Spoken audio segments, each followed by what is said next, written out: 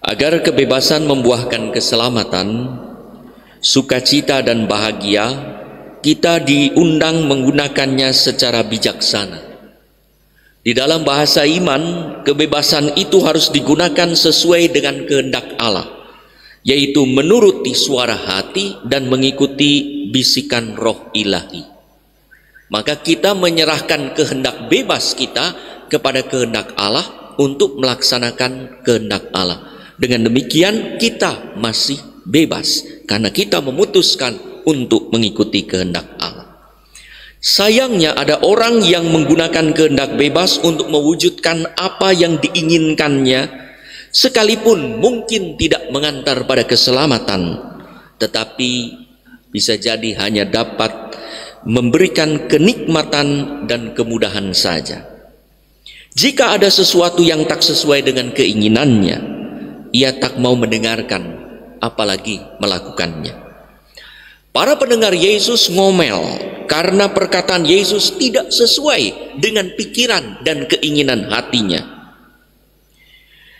Yesus tegas menyatakan kebenaran dirinya sebagai roti kehidupan yang tak dapat ditawar-tawar.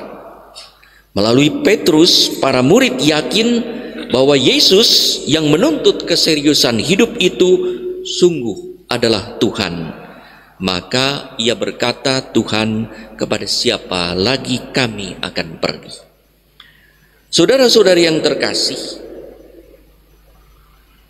ajaran gereja Katolik apa yang keras di telinga kita, yang tidak sesuai dengan keinginan kita, yang tidak sesuai dengan harapan dan pikiran kita? Ada orang yang mengalami krisis berkaitan dengan Ekaristi, lalu menjadi antipati pada Ekaristi. Kita bersyukur pada misa offline hari ini pertama, gereja penuh. Tadi pagi juga penuh. Luar biasa. Saudara-saudari rindu akan perayaan Ekaristi sebagaimana difirmankan Tuhan. Tapi ada orang yang tak puas pada gereja, maka pindah agama atau pindah gereja, lalu mulai juga menjelek-jelekan gereja. Ada juga dari mereka yang kembali karena ajaran Ekaristi dan ada ajaran-ajaran lain yang tidak sesuai. Saudara-saudari yang terkasih, bangsa Israel mengalami kekecewaan hingga bersungut-sungut. Yosua, sang pemimpin, tampaknya frustrasi juga hingga ia memberi pilihan untuk mencari Tuhan lain. Silakan pergi cari Tuhan lain atau berbakti kepada Allah. Namun akhirnya mereka sadar akan kebesaran dan kebaikan Allah, hingga mereka pun memutuskan untuk memilih Allah. Dalam Injil, para pendengar Yesus bersungut-sungut karena tak mau dan tak mampu menerima ajaran Yesus sebagai roti kehidupan yang adalah Ekaristi, tubuh Kristus yang menjadi makanan rohani bagi para muridnya kelak.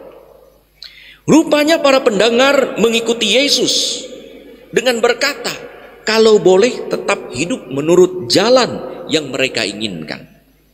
Yesus justru tidak meninabobokan mereka di dalam hidup lama, dalam status quo, tetapi mau mengantar mereka keluar dari jalan hidup lama, masuk pada jalan keselamatan, yaitu dengan makan dagingnya. Keras sekali terdengarnya. Ini bukanlah metafor, bukanlah kiasan, dan bukanlah simbol, tetapi sungguh-sungguh tubuhnya yang kelak akan diserahkan sebagai korban di atas salib dan akan dihadirkan kembali secara sakramental dan real di atas altar ini dalam perayaan Ekaristi. Mendengar ajaran tentang tubuh Kristus ini, para pengikut Yesus pendengarnya mengalami krisis, yaitu pilihan yang menentukan. Mau ikut Yesus, selamat dan menjadi berkat, atau pergi dari Yesus, berkarat dalam hidup lama dan mungkin sekarang. Menyaksikan banyak pendengarnya yang mengundurkan diri, Yesus tetap tidak berkompromi dengan ajaran yang mendasar ini, tetapi justru menantang para rasulnya.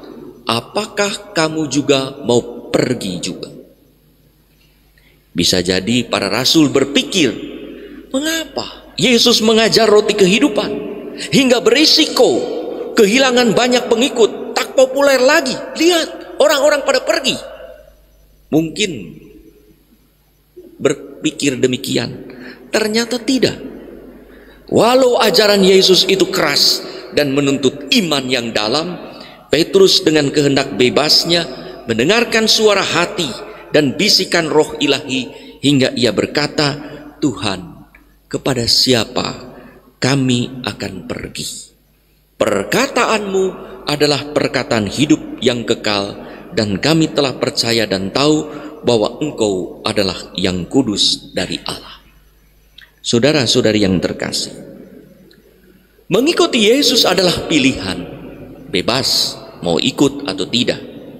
Akan tetapi setelah kita memilih Yesus, kita tidak bisa lagi memilih-milih mana ajaran yang cocok bagi saya, mana ajaran yang tak sesuai saya jalankan. Ajaran Yesus harus diterima dengan utuh dan dijalankan dengan penuh, bukan dipilih dan dipilah mana yang dimaui, seperti para pendengar Yesus yang memilih hanya mana yang dimaui, hingga saat ditantang untuk memilih secara pasti, mereka kecewa dan pergi. Saudara-saudari yang terkasih, di dalam rumah makan atau di perjamuan prasmanan atau buffet, kita bisa memilih apa yang kita sukai. Ada banyak pilihannya rumah makan. Bisa jadi sekalipun ada pantangan, karena kolesterol tinggi, asam urat sampai pincang-pincang, diabetes, darah tinggi, ada orang yang tetap mengambil makanan yang menjadi pantangan. Karena apa? Suka, nikmat di lidah dan lezat di tenggorokan. Tapi akibatnya bisa mencelakakan hidupnya. Kecenderungan memilih makanan badani seperti itu hanya yang disukai bisa berpengaruh pada bagaimana kita memilih makanan rohani. Ekaristi bagi orang Katolik bukan lagi opsi, tetapi gizi rohani yang pasti, yang tanpanya orang Katolik akan kurang gizi rohaninya, kurus kering. Seorang yang telah menjadi Katolik bukan diminta memilih apa yang dimaui, tetapi dituntut mengimani dan melaksanakan semua ajaran secara lengkap, termasuk ajaran-ajaran yang berat dan keras dan tidak enak terdengar di telinga bagi beberapa kelompok orang atau sekelompok orang.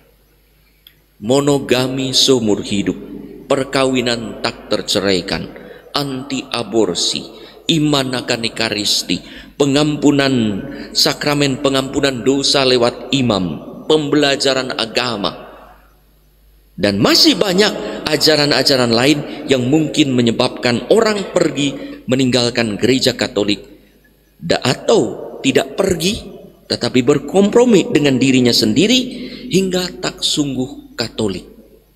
Memilih mana yang cocok, mana yang tidak. Kalau cocok dijalankan, kalau tidak, diam-diam tidak dijalankan.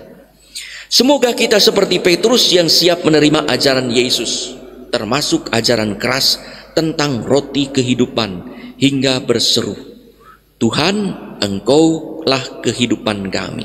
Kepada siapa kami akan pergi? Gereja Katolik adalah jalan terbaik yang telah saudara-saudari pilih. Kepada gereja dan agama apalagi kami harus mencari keselamatan. Jangan sampai setelah mendengar ini kita pun berkata, waduh, khotbahnya keras, kurang ekumenis dan kurang kompromis. Tapi itulah yang dituntut oleh Yesus, bahwa ajaran kita, ajaran yang diajarkan oleh Yesus harus didengar, diikuti tanpa pilih-pilih dan tanpa pilah-pilah. Terutama ajaran mengenai ekaristi, roti kehidupan. Karena bagi Yesus, barang siapa makan dagingku, ia tidak akan haus lagi. Barang siapa minum darahku, ia akan memperoleh hidup yang kekal.